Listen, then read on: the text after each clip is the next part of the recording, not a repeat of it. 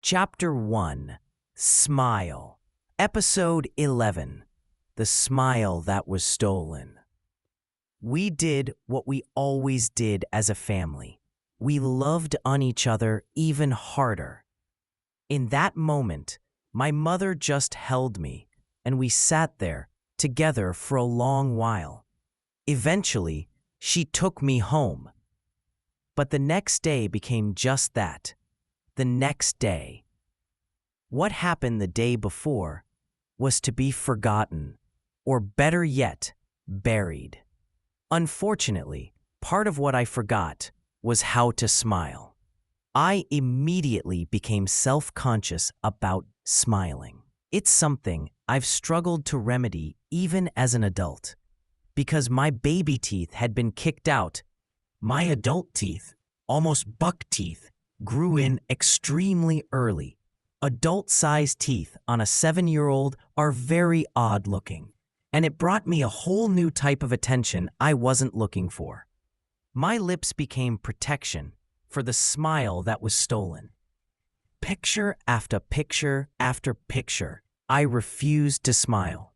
There are photos of me at 7, 9, 13, 22, and 29 years old, where I refuse to smile. Every now and again, my mom will find a picture of me with my teeth showing. There aren't many of them, though, and when I look at them, sometimes I cringe.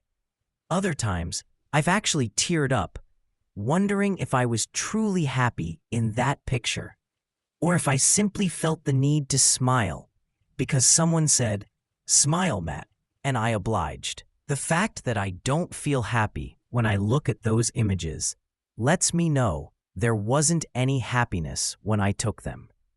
What did I look like to others? A child who rarely smiled?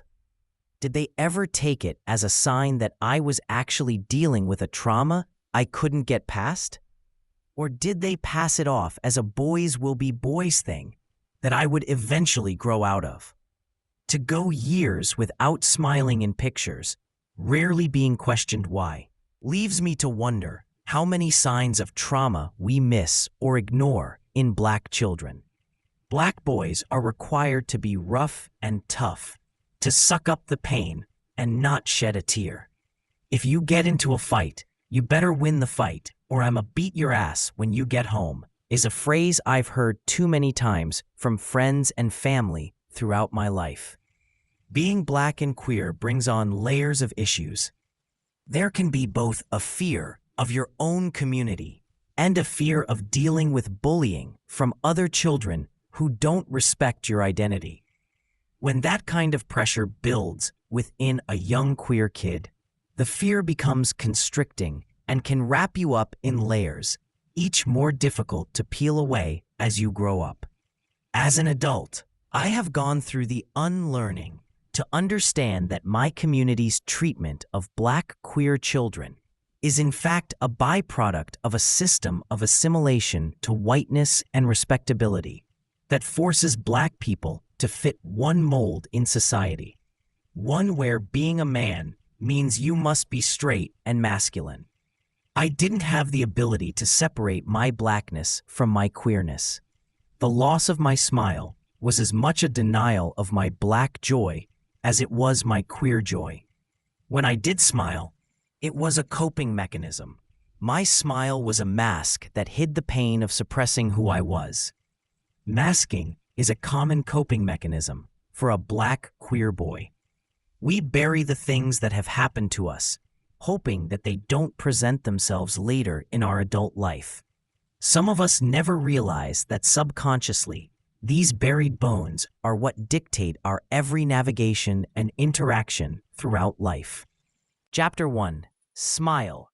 Episode 12 Why I Still Couldn't Smile. Oddly enough, many of us connect with each other through trauma and pain. Broken people finding other broken people in the hopes of fixing one another. I used to think that I had gotten over it if I took a good picture where I was smiling, but it only required one bad smiling pic to remind me of how trauma has a funny way of showing up in our lives during the moments when we least expect it.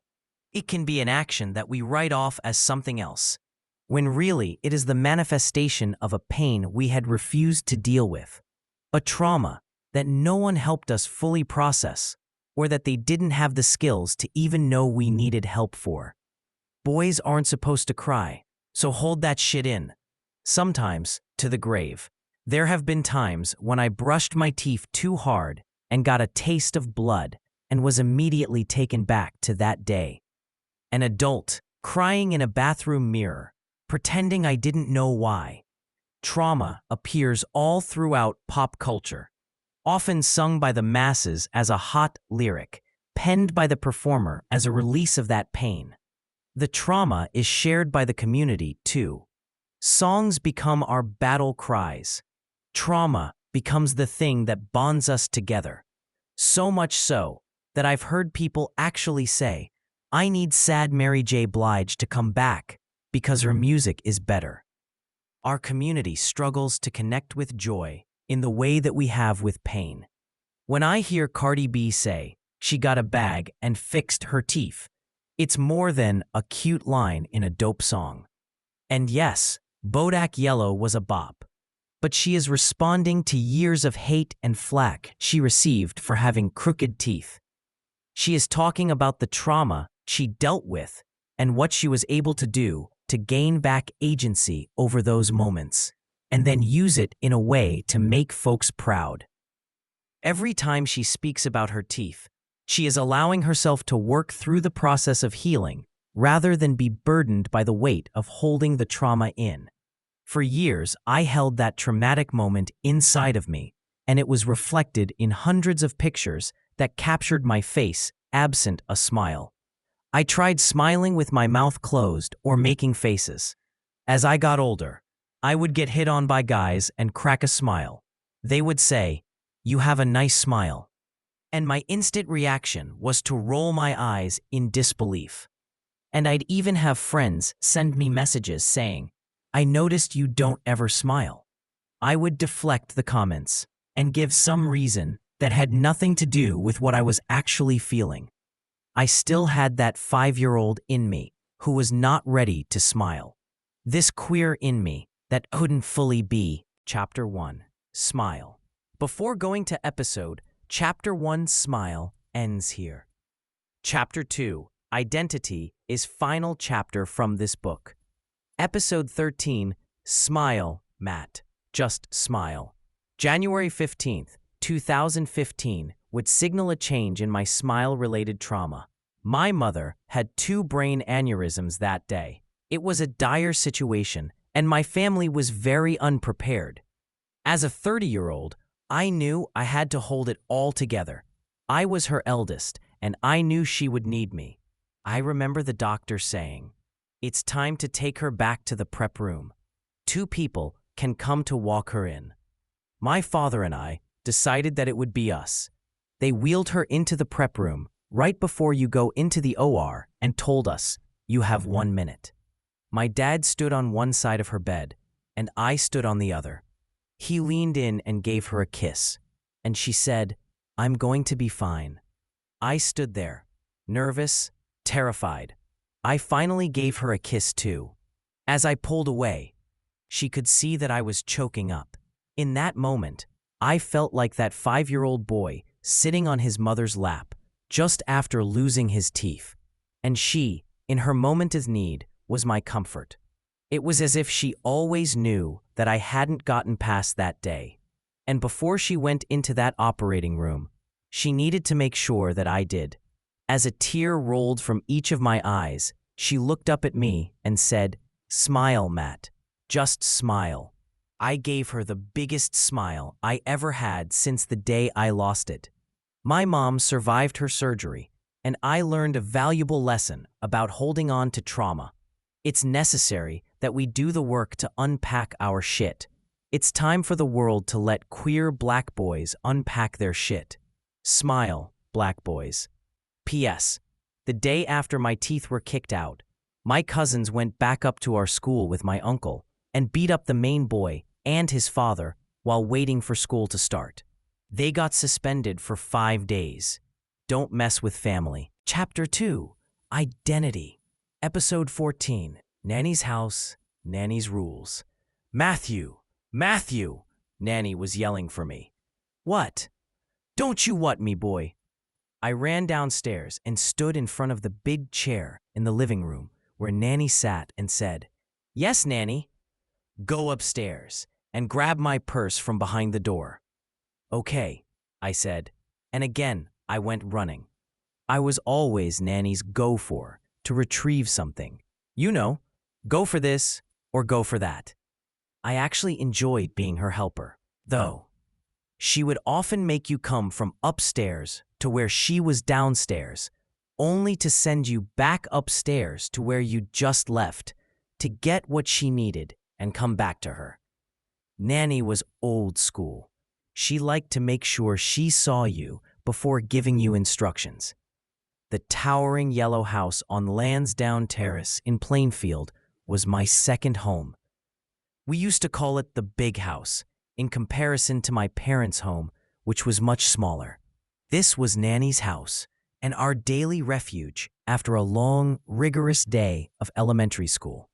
With my parents working, my brother and I would stay there after school every day from about 3 p.m. to 9 p.m. My mom would then come and pick us up after her time at the salon and bring us home. The big house was always fun because my cousins Raul and Rasul lived there, as well as my Aunt Munch when not in college. When I was a kid, Nanny's house also felt like home. There were plenty of times Friday would come, and my mother would ask if we wanted to come home or stay the weekend. My younger brother and I always opted to stay for the weekend, which I'm sure our mother appreciated since she also worked at her salon on Saturdays. The big house also meant family. There was a big dining room table there, and Nanny loved cooking on Sundays and having all the elders, Mom and Nanny's side of the family, over for dinner to watch football on the big screen TV in the living room.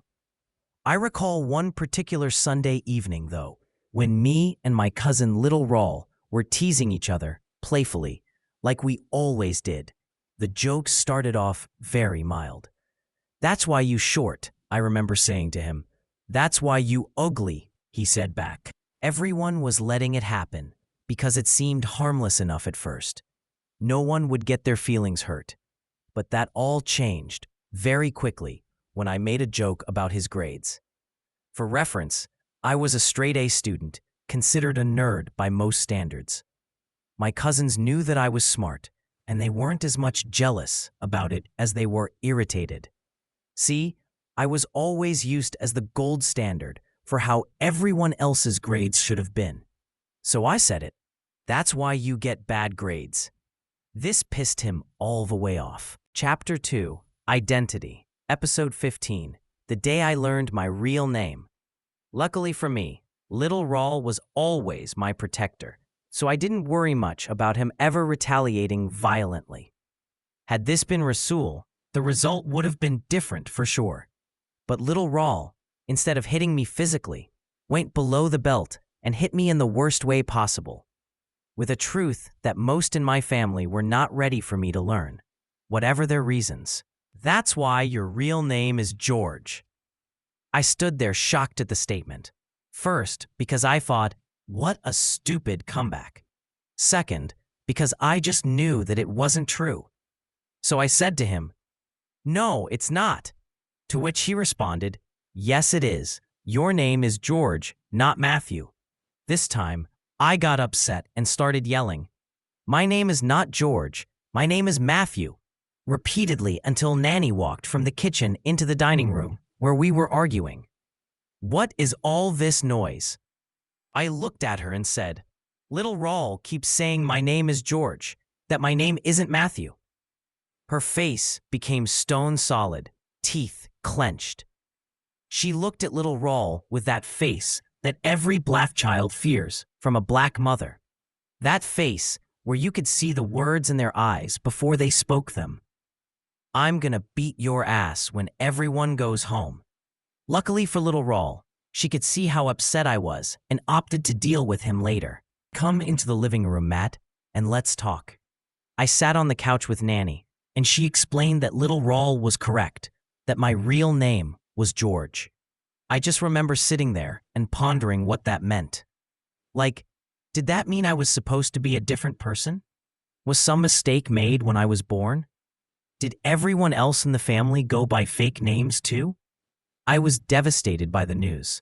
It felt like my whole reality had been shattered, and I could not process what it all meant. I asked a bunch of questions, starting with, why don't y'all use my real name? Pull up your seats, everyone, because it's story time. Stories are a common theme in this book, so you might want to get some popcorn too. Although I wasn't told at the time why my family decided to not use my given name, they felt more comfortable sharing the story once I got older. Let's go back to the hospital room where I was born. My parents and grandmother were gathered around as they made the decision about what I would be named. At the time, my father was insistent upon all his sons' names starting with a G. My older brother was already a junior, named Gregory Gerard Johnson Jr. after my dad. So my dad, in all his creativity, thought my name should be Gerard Gregory Johnson. Did I mention my father was country? You'll understand why later. Thankfully, my mother and Nanny gave him an emphatic try again. Chapter 2, Identity, Episode 16, George on paper, Matthew in life. So then my father decided that I would follow in the line of his father and brother and be named George. My grandfather's name was George Washington Johnson. It's okay to laugh, as I did when I first heard it as a child. And my father's brother was named George Stevenson Johnson, and it's okay to laugh at his name, too. The second attempt at my name was to make me a junior under his brother, George Stevenson Johnson Jr., since my uncle had 3 daughters. To this idea, my mother and Nanny gave him another try again. Anyone who knows my father knows he is the king of his castle and wants things his way. So when it was all said and done, they compromised. He could pick my first name, as long as Nanny and my mother could pick the middle one. It was in that moment that Nanny pulled out her Bible and told my mother, "This baby is going to have a biblical middle name, because there is no way in hell that I am calling a little baby George." As they thumbed through the chapters, Matthew struck a chord with them. He was a good character from the Bible, in their opinion, and they felt that I looked like a Matthew. On that day, George Matthew Johnson entered the world, but Matthew Johnson left that hospital.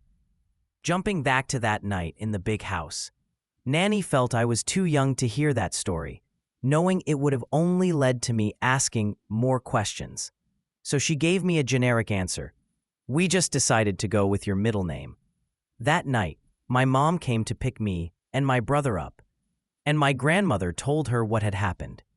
Mom asked if I was okay, and I told her, "Yeah, I'm fine." But honestly, I wasn't. She thought nothing more of it and drove us back home. Little did she know that this issue was far from over for me. The next day, I went to school and everything seemed normal. Mrs. P called out the attendance like she did every day, going down the list of names to see who was absent on her roster. "Matthew Johnson," she said aloud, to which I responded, "Here." Class went on as it usually did that day. We had a quiz, and she gave us 30 minutes to complete it. "Pencils down, everyone," Mrs. P called as the timer rang. When she got to my desk, I handed her my paper. She glanced at it, then looked at me, and down at the paper again. It seemed as if she knew something was going on, but wasn't sure if it was one of those things that should be addressed in front of the class or in private. She said nothing at the time and moved on to correcting papers. Throughout the day, she gave out other assignments for the English and science portions of class.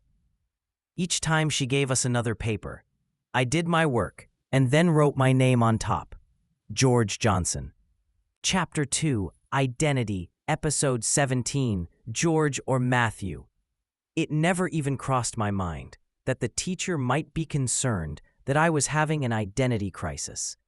As a kid, I adapted very quickly to change, much better than I ever have as an adult. I was able to shift from the night before, where I felt my whole life had been a lie, to the next day, where I thought it was cool that I had a different name. This ease showcased my ability to just go with the flow. I had agency, the power to control my narrative, and this was a moment where I was choosing to do what I felt was best for me. No questions asked. As a child who so rarely got to choose his path, in a society that expected me to check off a particular box about my identity, this was one choice I was able to make. One identity marker that I had the power to define. I was excited to write my name every chance I got that day. I kept going back and forth with the way I would make my G's. I was in my own little world, telling all my friends that my real name was George. To an 8-year-old, this was headline news. Their friend, whose name was Matthew just yesterday, was now going by George. The event caused a bit of a ruckus because, of course, other kids wanted to change their names too. I kept telling them they would have to check with their parents first to get permission, as I did. After school, we walked to Nanny's house as usual, sat at the table, and began doing our homework. As soon as we wrapped that up, we went upstairs to my cousin's room and began playing video games. We could hear the phone ringing, but we hardly ever got any phone calls, so we rarely answered, unless Nanny shouted, "Get the damn phone." This time, she didn't, and I heard Nanny answer it herself in her usual white lady voice, saying, "Hello." After a minute or two, she yelled for me, "Matt, come down here and get the phone. It's your mommy." I came running into the foyer area, where Nanny was standing. "Here, baby." She passed the phone over. "Hey, Matt, I want to talk about what name you want to use," my mother said. "The teacher called home today and was concerned about you changing your name on all of your papers to George." I remember telling her, "Yeah, I wrote it since it's my real name." "I know, but now you have a decision to make. You can either go by George or you can go by Matthew. You can take some time to decide, but you can't go back and forth, so we gotta choose one." In that moment, I got a little nervous. Nervous that I would disappoint them by going with George over Matthew. Chapter 2, Identity, Episode 18. George at school, Matthew at home. Before I could say anything else, she said, "No one will be mad at you for changing it. You are old enough to make this decision on your own." My mother always knew just what to say to me. She knew how important it was for me, even at the age of 8, to be making this decision for myself. One that I didn't have a choice in originally. I paused for a few seconds to think about it. Nanny was still standing there, waiting for me to decide. Then I said, "I'm gonna keep Matthew." "Okay, Matthew it is. I'll let your teacher know. I'll see you later, okay?" "Okay, Mommy." And just like that, my name was back to Matthew. I was able to use the name Matthew all the way up through middle school, which happened to be in the public school system. In public school, they allowed me to go by my middle name on all the rosters. By the time I got to 9th grade, however, Matthew was a no-go for the strict standards of my Catholic school. George Johnson was the legal name on the attendance roll that first day of 9th grade. And no, they were not willing to change that to Matthew Johnson. There were a few kids in the Catholic school that had gone to elementary and middle school with me. As soon as they heard the name and me say, "Here," they looked at me like, "Who the fuck is George?" That first week, I remember saying, "Yes, that's my real name," over and over again. Funny enough, my entire family was also still not going for it.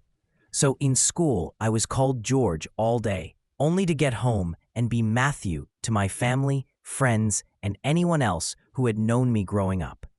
My name has been George to some and Matthew to others since that time. And although I think this is a funnier story in the lexicon of what has been my interesting life, I feel there is a deeper meaning here. This story isn't about my name. It isn't about the shock of the 8-year-old who felt some cruel trick was being played on him, or the 13-year-old who would have to accept using his first name. This is about identity. This is about culture and how it dictates what is a good and bad name, especially in the Black community. This is about the politics around sex and gender, and that when our parents choose a name that we as children are uncomfortable with, we have the right to change it. My mother respected my agency by allowing me to choose what would work best for me. But would that conversation have been so simple if I'd wanted my name to be Dominique or Samantha? Even as a child, there was an understanding that the name I went by was meant for the comfort of my family.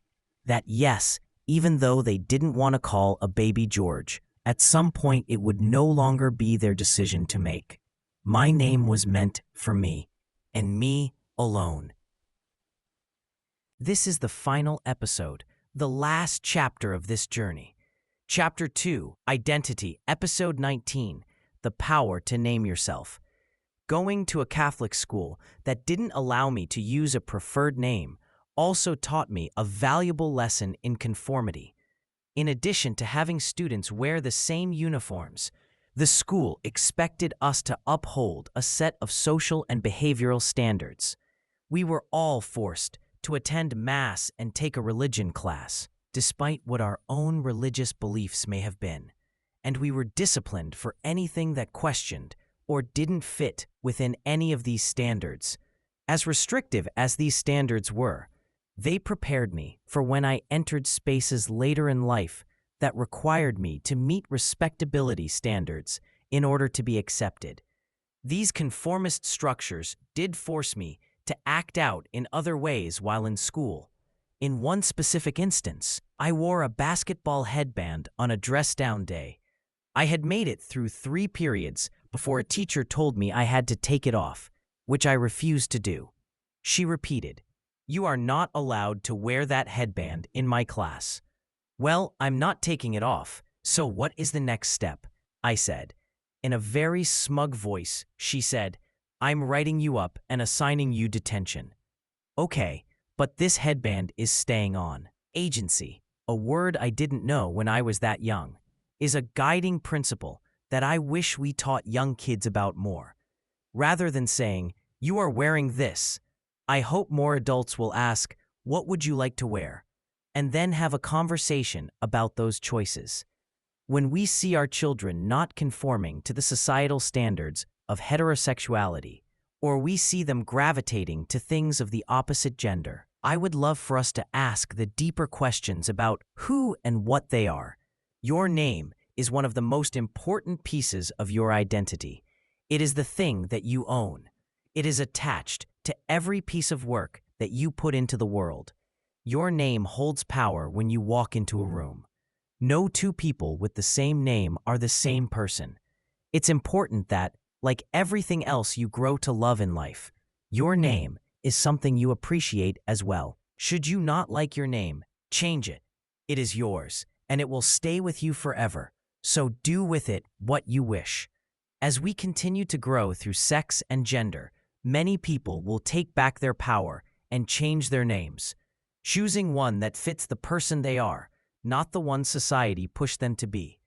Keep your name if you like it, but know that you don't have to. The most important thing to realize is that you have the agency to make decisions that are in your best interest, the power to push back against society and even those in your own home.